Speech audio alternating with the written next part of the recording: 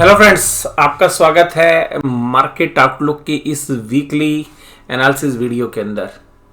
और जिस तरीके से बाज़ारों के अंदर, हालांकि मैं थोड़ा ज़्यादा शुरुआत में जो है एक्शन लेने के मूड में रहा, ऐसा आपको शायद लगता होगा, लेकिन अब बाज़ार के अंदर जो बाकी एनालिसिस्ट हैं वो भी ये बात मानने लग गए हैं कि हाँ, बाज़ार जो है वीक होगा। जब हफ्ते की शुरुआत की थी तो मैंने आपको कहा था कि देखिएगा निफ्टी में जो है हमें ऐसा कोई स्ट्रेंथ नहीं लग रही और बाज़ार जो है एक वीकनेस के लिए जो है तैयार होंगे। तो अभी देखिएगा वीकनेस के लिए तैयार होते हुए नज़र आ रहे हैं।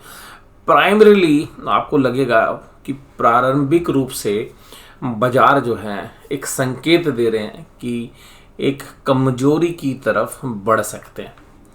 और इस तरीके के जो संकेत हैं वो केवल एक ही सेक्टर से नहीं आ रहे हैं, बस वो बता देता हूँ आपको। वो संकेत नहीं आ रहे हैं बैंक निफ्टी की तरफ से। तो बैंक निफ्टी भी एक मजबूती के साथ काम कर रहा है, लेकिन मैं आज आपको बताऊंगा कि बैंक निफ्टी में भी वो मजबूती लगभग खत्म होने की ओर है। और जो पोजीशन स्पेकुलेशंस की बनी हुई थी वो शायद आपको 1 या 2 दिन में समाप्त होती हुई नजर आ जाएंगी, तेजी की पोजीशंस भी। और उसके बाद इस हफ्ते का जो मेरा आउटलुक है वो अलर्ट रहने का है। और अलर्ट किस तरीके से रहना है कि आपके पास जो भी ऐसे स्टॉक्स हैं जो कि अपने 52 वीक हाई के आसपास चल रहे हैं, जिनमें अच्छा प्रॉफिट है, और आपने अगर ट्रेड के लिए ले रखे हैं या स्विंग ट्रेड के लिए ले रखे हैं या शॉर्ट टर्म इन्वेस्टमेंट के लिए ले रखे हैं, तो वो प्रॉफिट बुक करने का मौका आपको दे रहे हैं। और वो मुझे पर्सनली ऐसा लगता है कि एक एग्जिट करने की जो है अपॉर्चुनिटी है। और देखिएगा स्मॉल कैप और मिड कैप के शेयर्स में कोई तेजी हुई नहीं है, लेकिन अगर निफ्टी के अंदर करेक्शन होगी तो वहां पर भी आपको करेक्शन देखने के लिए मिलेगी।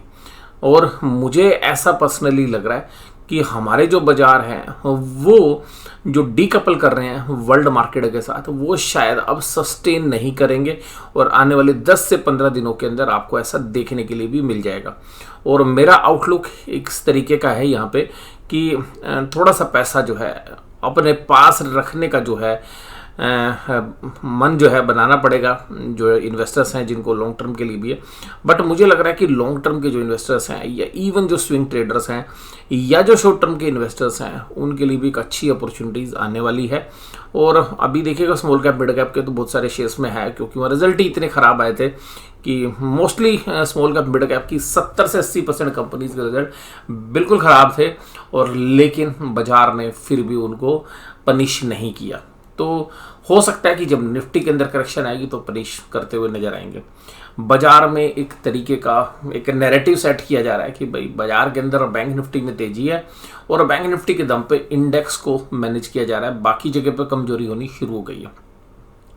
तो मुझे यहाँ पे पर्सनली ऐसा लगता है कि थोड़ा सा अलर्ट रहने की ज़रूरत है।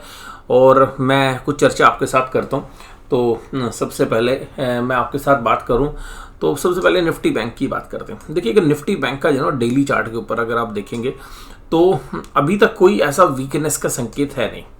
अगर आप देखें तो जो थर्सडे के सेशन में एक्सपायरी सेशन था तो ज़्यादातर प्लेयर्स ने मंदी की पोजीशंस बना रखी होंगी जनरली, क्योंकि जिस तरीके का रिएक्शन हो रहा था 2-3 दिन पहले, तो सरप्राइज किया। देखिएगा बड़े प्लेयर्स हैं, उनको पता है ऑप्शंस में कैसे प्ले करते हैं, तो उन्होंने ऑप्शंस को अपने एडजस्ट करने के लिए मुझे पर्सनली ऐसा लग रहा है कि वो जो पोजीशंस हैं वो बनाई और उनके हिसाब से बाजार को चलाया। उसके बाद देखिएगा जब सोमवार को फ्राइडे को जब बाजार खुले तो बाजार ऊपरी लेवल से करेक्ट होते हुए ने एक रेड कैंडल बनी, हालांकि एक स्मॉल रेड कैंडल है। अगर आप इसको वीकली चार्ट पे भी देखेंगे, वीकली टाइम फ्रेम में, तो भी अभी काफ़ी अच्छी स्ट्रेंथ आपको देखने के लिए मिलेगी। निफ्टी बैंक में कहीं पर भी ऐसे संकेत नहीं मिल रहे हैं चार्ट के बेसिस पर कि जो है कोई कमजोरी यहाँ पर है।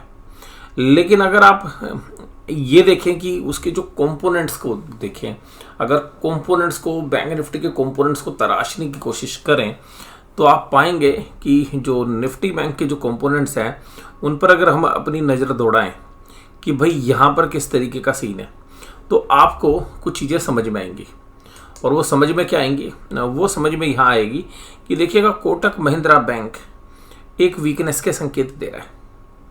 वीकनेस के संकेत दे रहा है लेकिन मुझे लगता है कि इसने वीकनेस शुरू में ली है, तो जब बाजार में करेक्शन होनी शुरू होगी तो शायद इस सबसे पहले संभलता हुआ भी जो है आपको नजर आता हुआ नजर आएगा। उसके बाद दूसरा शेयर है एक्सिस बैंक। इस एक्सिस बैंक ने बहुत ही बेइंतहा जो है मजबूती दिखाने की कोशिश की, और एक्सिस बैंक के अंदर जो थर्सडे के सेशन है उससे पहले जो बिल्डअप हुआ था वो काफ़ी मजबूत हुआ था, और मुझे लगता है कि इसका भी जो है टॉप लगभग बन गया है। तो यहाँ पर भी आपको सेलिंग प्रेशर देखने के लिए मिलना चाहिए, और एक रिटेल या मैं ये कहूँ कि जो सोशल मीडिया है उसके ऊपर और स्पेशली ट्विटर के ऊपर एक्सिस बैंक को बहुत ही जबरदस्त तरीके से प्रमोट किया गया, और मुझे लगता है कि रिटेलर्स ने शायद सबसे ज़्यादा एक्सिस बैंक खरीदा, और अब एक्सिस बैंक के अंदर शायद रिटेलर भी ट्रैप होते हुए आपको नजर आएंगे। बंधन बैंक पे मैंने कहा था कि आपको देखिएगा कमजोरी जब नीचे की तरफ था, मैंने कहा था कि एक पुल बैक आएगा बढ़िया, यहाँ पे मुझे रिस्क कम है, और अभी भी मैं मानता हूँ कि किसी भी करेक्शन में 210 और 220 के आसपास से इसमें एकुमुलेट हो सकता है, और अभी ये शायद बाजार में थोड़ा सा डिफेंसिव रहेगा due to the replacement value of business. बहुत ही अंडर वैल्यूड है अभी भी, लेकिन खराब रिजल्ट्स थे, लेकिन उन सब के बावजूद भी जो बैंक बनाने की जो कीमत होती है, जो बैंक का अभी क्लाइंट बेस है या जो कासा है, उसके हिसाब से हमें लग रहा है कि अगर रिस्क टेकिंग कैपेसिटी है खराब परफॉर्मेंस के बाद भी, तो बंधन बैंक नीचे की डिप अगर मिलती है 220 के नीचे, मुझे लगता है कि बहुत अच्छी अपॉर्चुनिटी अभी भी रहने वाली है। ये मेरा व्यू है, केवल और केवल एजुकेशनल पर्पज से मैं बता रहा हूँ। अब बात करते हैं बैंक निफ्टी को संभाला किसने। HDFC बैंक ने जब ऊपर से जब करेक्शन आई तो HDFC बैंक ने संभालने की कोशिश की। अब मुझे लगता है कि HDFC बैंक में 5-10 रुपये की बात अलग हो, बस ये संभालने की कोशिश कर सकता है, और शायद अब भी HDFC बैंक क्रैक ना करे अब क्या शुरू में, तो HDFC बैंक को खड़ा रखा जाएगा, क्योंकि अभी तक जो काम एक्सिस बैंक कर रहा था, SBI कर रहा था, वो काम अब HDFC बैंक ने करना है। ICICI बैंक कमजोर हो चुका है। अब आप ये देखेंगे कि HDFC बैंक और कोटक हो सकता है कि थोड़ी सी स्ट्रेंथ दिखाए कोटक में, क्योंकि ऊपर से काफ़ी अच्छा इस हफ्ते फॉल देखने के लिए मिला है, तो हो सकता है कि कोटक बैंक इस हफ्ते थोड़ा सा साइडवेज रहे या कुछ बचाने की कोशिश करे निफ्टी बैंक को। बट मुझे लगता है कि जो अपॉर्चुनिटीज़ होंगी, जब बैंक निफ्टी 43,800 की तरफ जैसे ही बढ़ेगा या उसके ऊपर जैसे ही जाएगा, एक अच्छा खासा सेलिंग प्रेशर आपको देखने के लिए मिलना चाहिए, और 43,853 पर ऐसा ही हुआ इस हफ्ते भी। हो सकता है कि बाजार आपको ये दिखाए कि भाई 44,000 के आसपास, लेकिन मैं ये कहूँगा कि इसी हफ्ते आपको बैंक निफ्टी क्रैक करे ऐसा जरूरी नहीं है, लेकिन निफ्टी में जो क्रैक हुआ है वो आपको जो है जरूर ध्यान रखना चाहिए। और IT स्पेस के अंदर स्पेशली अगर हम इस हफ्ते की बात करें, अगर हम एक वीक का अगर नजरिया लें, तो इस वीक के अंदर सबसे ज़्यादा गिरने वाले शेयर्स कौन से थे इस हफ्ते के अंदर? जो गिरने वाले जो शेयर्स थे उसमें आप देखिएगा सबसे पहले जो शेयर है वो उसका नाम है HCL टेक। HCL टेक की गाइडेंस नीचे की तरफ है। दूसरा टेक महिंद्रा, ये यूएस के रिसेशन के संकेत दे रहा है। तीसरा शेयर आप देखेंगे विप्रो 4.45। TCS यानी कि IT सेक्टर ने इस हफ्ते बड़ी कमजोरी दिखाई।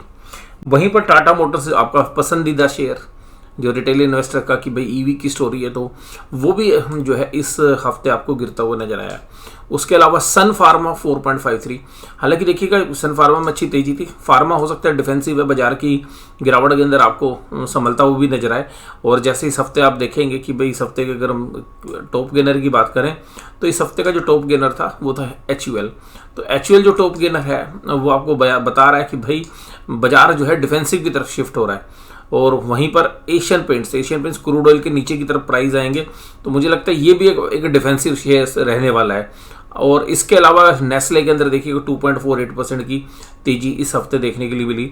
अदानी इंटरप्राइज में जनरली बोलूँगा नहीं, इसमें HDFC बैंक और SBI जो है इस हफ्ते, और एक्सिस बैंक मुझे लगता है कि केवल और केवल इंडेक्स मैनेजमेंट के लिए जो है यूज़ हुए हैं। और बैंक निफ्टी के देखिएगा चार्ट में भी आपको सिग्नल नज़र नहीं आएंगे, लेकिन देखिएगा चार्ट तो बड़े प्लेयर्स बनाते हैं, जब वो सेल कर देंगे जब आपको सिग्नल नज़र आ जाएंगे और आप कहेंगे कि सर अब सिग्नल बन गए, तो वो सिग्नल्स जो है अभी आपको निफ्टी में रिफ्लेक्ट होने शुरू हो गए हैं। अगर बैंक निफ्टी भी कमज़ोर होगा तो भैया माल बेचेंगे किसको? माल खरीदने के लिए भी तो चाहिए। तो इंडेक्स के एक ऐसे लेवल के ऊपर जहां पर कि आपको ये लगे कि भाई ठीक है ये तो मामूली सी गिरावट है, तो तब तक तो देखिएगा बायर्स आएंगे। और सीधी बात क्या है कि माल टिकाना भी तो है कहीं ना कहीं।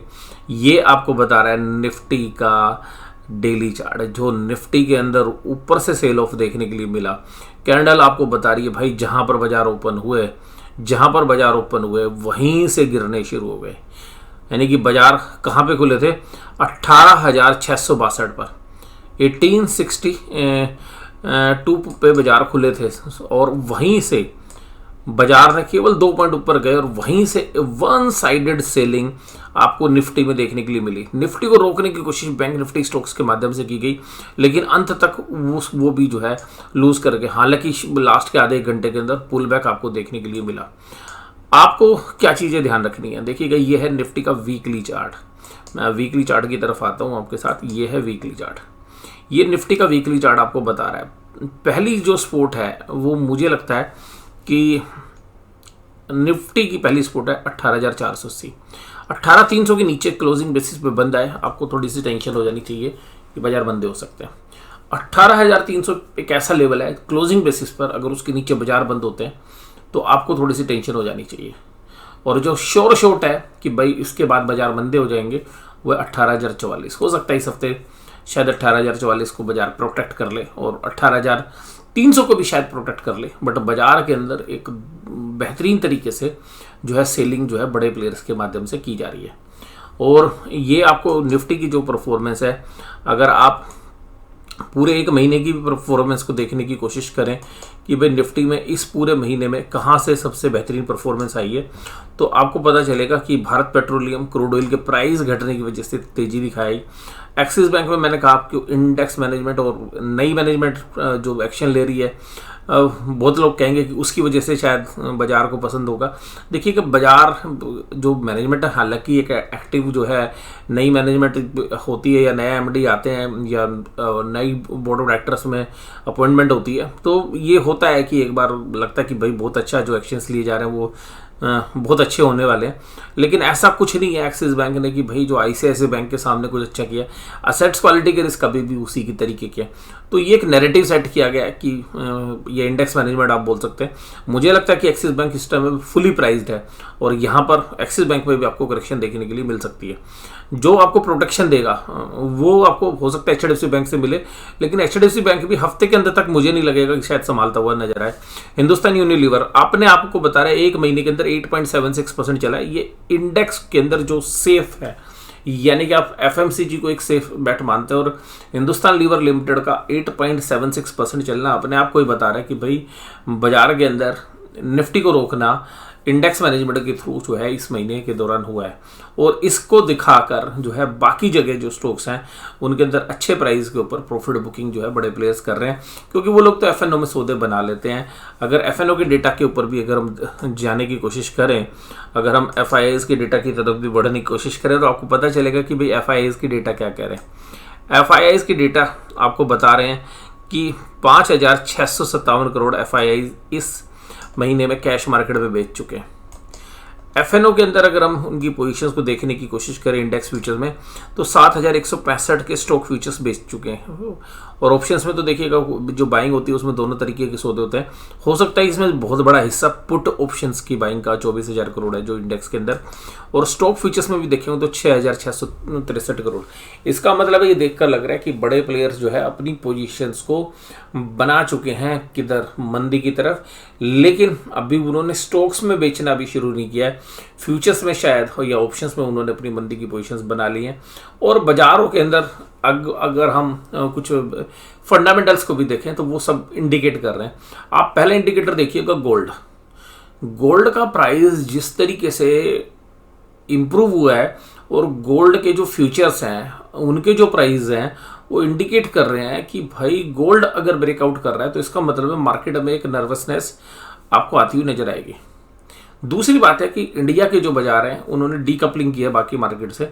मुझे लगता है कि डीकपलिंग बहुत लंबे समय तक नहीं चलने वाली है और इस वजह से वर्ल्ड मार्केट के अकॉर्डिंगली ही हमारे बाजार भी रिएक्ट करते हुए नजर आएंगे, जिसकी वजह से मुझे ऊपरी लेवल पर एक प्रॉफिट बुकिंग के आसार जो है नजर आ रहे हैं। तीसरी बात आपको बताऊं कि जो बॉन्ड मार्केट है, क्योंकि अगर हमारे यहाँ पे आरबीआई ने भी रेट ऑफ इंटरेस्ट बढ़ाए हैं तो इसका एक जो है थ्योरी जो है या एक नैरेटिव सेट किया जा रहा है कि भाई बैंकों के तो प्रॉफिट बढ़ेंगे क्योंकि बैंकों को डिपॉजिट के तो बढ़ाने नहीं है, लेकिन उनको प्रॉफिट बढ़ते रहेंगे। लेकिन ऐसा होता नहीं है लॉन्गर पीरियड में। अगर रेट ऑफ इंटरेस्ट बढ़ते हैं तो जो रैशनल इन्वेस्टर है भैया वो लोन लेने के लिए नहीं आता है, यानी कि उसने कहीं अपने प्रोजेक्ट में इन्वेस्टमेंट करनी है, कहीं घर में इन्वेस्टमेंट करनी है, गाड़ी लेनी है, तो वहाँ पर भी जो डिमांड साइड में प्रेशर्स आते हैं और उसका असर जो है उनकी जो लोन ग्रोथ है उस पर फ़र्क पड़ता है। दूसरी बात है कि जब रेट ऑफ इंटरेस्ट बढ़ते हैं तो आप सोचेंगे कि जो डिपॉजिटर्स पैसा देने आएंगे, लेकिन जब हाउस होल्ड नीड्स पूरी नहीं होती हैं तो डिपॉजिटर्स भी अपनी ज़रूरतों को पूरा करते हैं बजाय कि निवेश करने के या बैंक की एफडी या सेविंग में पैसा रखने के। तो वो चैलेंजेस भी आपको जो बैंकों के लिए पॉजिटिव थ्योरी बताई जा रही है वो भी शायद आपको एक्शन लेते हुए नजर आएंगे। इसके अलावा जब रेट ऑफ इंटरेस्ट बढ़ते हैं ना तो बॉन्ड मार्केट बड़ी एक्टिव हो जाती है और बॉन्ड मार्केट में लोग पैसा डालते हैं, तो जो बॉन्ड मार्केट है वो जो है शिफ्ट होगी, तो जिसकी वजह से इक्विटी से पैसा निकलने की चांसेस बहुत अच्छे रहते हैं। जो इंस्टीट्यूशंस हैं या जो हेज फंड्स हैं तो वो अपनी पोजीशंस को जिस तरीके से मैनेज करते हैं उसमें बॉन्ड्स का जो है एक बहुत इंपॉर्टेंट रोल है, वो एक हमें जो है समझ में आ रही है। दूसरी बात है कि अगर हमारी नेशनल इनकम या हमारी जो जीडीपी है उससे अगर हम मार्केट कैपिटलाइजेशन अगर अपने बाजार की देखें तो वो भी जो एक ऐसा इंडिकेटर है जो बता रहा है कि इंडिया के जो मार्केट्स हैं वो आपको इस समय पर ओवर वैल्यूड नजर आएंगे। तो वो भी एक रीज़न है जहाँ पर हमें लगता है कि एक प्रॉफिट बुकिंग आ सकती है। इसके अलावा जो रिजल्ट्स आए थे ना, उन रिजल्ट्स के आगे हमारे बाजार रिएक्ट कर रहे हैं, तो बाजार तेजी करने से पहले मुझे लगता है कि अब एक करेक्शन की मूड में आते हुए आपको नज़र आने चाहिए नेक्स्ट वीक में। और इन सब पैरामीटर्स को अगर हम ध्यान से देखें तो अगर मैं इंडेक्स के ऊपर भी बात करूं, अगर मैं पिछले एक महीने के दौरान ये देखूं कि यार प्राइस एक्शन किस तरीके के थे शेयर्स के, तो केवल और केवल ये लग रहा था कि बड़े प्लेयर्स कुछ चुनिंदा शेयर्स में से निकलना चाह रहे हैं और वो बाजार को एक बार नीचे धकेलना चाह रहे हैं। तो उनके पास एक ऑप्शंस है, ऑप्शंस मतलब FNO यानी कि फ्यूचर्स एंड ऑप्शंस, तो वो अपनी पोजीशंस को हेज करके बड़े इजीली माल भी खरीद लेते हैं, क्योंकि वो माल खरीदता हुआ भी आपको लगेगा कि जी वो खरीदा जा रहा है माल, बाजार ऊपर जा रहा है तो बाजार में एक अच्छा कॉन्फिडेंस आ रहा है, लेकिन वो उसी खरीदे हुए माल के सामने फ्यूचर मार्केट में शॉर्ट पोजीशंस बना लेते हैं या अपनी ऑप्शंस खरीद लेते हैं और बाद में एक हायर लेवल पर कि भाई अपना माल जो ऑफलोड उन्होंने करना है उसका बायर उनके सामने खड़ा हो, तो वो अपनी पोजीशंस को जब सेल करने के लिए आते हैं तो उनके पास ऑप्शंस में जो है कॉन्ट्रा सौदे होते हैं, यानी कि अपना माल बेचेंगे और साथ में जब उन्होंने अपना माल बेचना है तो उनके पास पुट है, तो वो पुट के प्रीमियम बढ़ जाते हैं, बाजार टूटता भी है तो उधर भी पैसे बनाते हैं। थोड़ी पोजीशंस अपनी हेज के लिए बंद करते हैं कि अगर उनके सामने कोई और बड़ा प्लेयर माल खरीदने के लिए आ गया तो अपनी पोजीशंस को कॉल खरीद के भी हेज करते हैं। तो जब वो बेचते हैं कि भाई मान लीजिएगा उसके बाद बाजार बढ़ने लगे तो कॉल खरीद के रखते हैं, और जब बेचते हैं तो जब माल को खरीदना शुरू करते हैं तो लॉन्गर पीरियड की वो पुट भी खरीदते जाते हैं, क्योंकि जब बाजार में वो माल को बेचेंगे तो वो माल के अंदर जब सेलिंग होगी और बाजार के अंदर जब गिरावट आएगी तो वो पुट में पैसा कमाए, और जब बाजार के अंदर उनसे भी कोई बड़ा प्लेयर आ जाए तो उस समय पर वो अपनी कॉल ऑप्शंस भी खरीद के रखते हैं कि भाई अगर मान लो उन्होंने बेचा और कोई बड़ा प्लेयर आके बाजार को ऊपर चढ़ा दे तो वो अपनी कॉल भी रखते हैं, तो वो कॉल ऑप्शंस भी खरीदते हैं, पुट ऑप्शंस भी खरीदते हैं। जब अपने माल को खरीदते बेचते हैं उसकी टाइमिंग अलग अलग हो सकती है, तो इस तरीके से वो सौदे अपने तो मैनेज कर लेते हैं, लेकिन उन मैनेज सौदों के बीच में रिटेलर्स जो है इन सारे कंपोनेंट्स को नहीं जानता है या वो इनके सब कॉम्बिनेशंस को उतने अच्छे तरीके से अपने पोर्टफोलियो को हेज करने के लिए यूज़ नहीं कर पाता है, जिसका फ़ायदा जो इंस्टीट्यूशंस हैं, ये जो FIIs हैं, जो DIIs हैं, ये उठाते हैं। तो उन सब के बीच में मुझे ऐसा लग रहा है कि यहाँ पर ये वीक अलर्ट रहने का है, और इस हफ्ते के दौरान मुझे लगता है कि बाजार के अंदर प्रॉफिट बुकिंग के बड़े संकेत आपके सामने प्रकट हो सकते हैं, और उसके बाद फिर जो पूरा एक ऐसा नैरेटिव आपके सामने लगे इस हफ्ते के अंत तक आपको सेट होता हुआ नजर आए कि हाँ बाजार में फिर एक अच्छी वाली करेक्शन के लिए जो है सब तैयारी करके बैठे हैं, हाँ अब प्रॉफिट बुकिंग आएगी, तो ऐसा नैरेटिव सेट होने की संभावना इस हफ्ते है। तो मेरा जो व्यू है वो थोड़ा सा कोशिश है, और ये है कि भाई जहाँ पर भी प्रॉफिट आ रहा हो एक बार प्रॉफिट ले लो, अगर आपके ट्रेड्स के या उनके एक स्टॉप लॉस जो है रखे जाएं, और ओवरनाइट पोजीशंस रख रहे हैं आप तो हैजर लेके जरूर चलें।